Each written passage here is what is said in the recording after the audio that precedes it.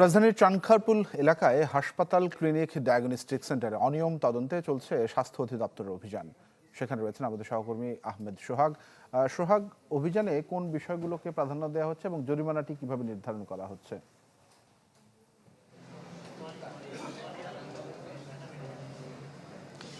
অভিযানে প্রধান প্রাধান্য দেওয়া হচ্ছে যে এই হাসপাতালগুলোতে যে ব্লাড ট্রান্সফিউশন সিস্টেমগুলো আছে সেগুলো কার্যকরী কিনা, পাশাপাশি জরুরি বিভাগ যেগুলো রয়েছে সেগুলো অ্যাক্টিভ কিনা, এবং যে এই হাসপাতালে যে পরিমাণ বেড রয়েছে সেই বেডের প্রেক্ষিতে যতজন চিকিৎসক এবং নার্স থাকার কথা এই সম্পূর্ণরূপে চিকিৎসক এবং নার্স আছে কিনা।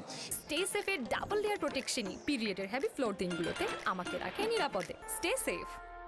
এখনো পর্যন্ত মোট 6টি হাসপাতালে গিয়েছে, প্রায় প্রত্যেকটি হাসপাতালে তারা এখানে অনিয়ম পেয়েছে, কোথাও এরকম পায়নি যেখানে অনিয়ম নেই।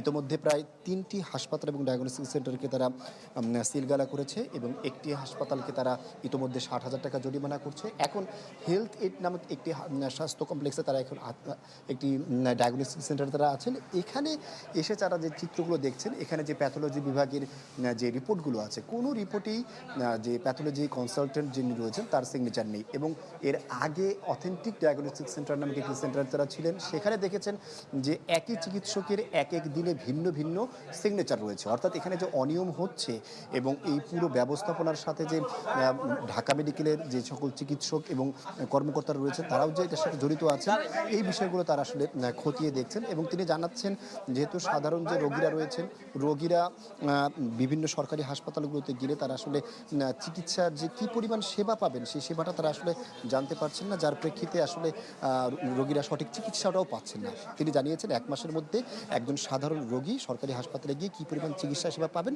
তার একটি তালিকা টানিয়ে দেওয়া হবে। এছাড়া স্বাস্থ্য খাতকে উন্নত করার জন্য আরও কার্যকর ব্যবস্থা গ্রহণ করবেন।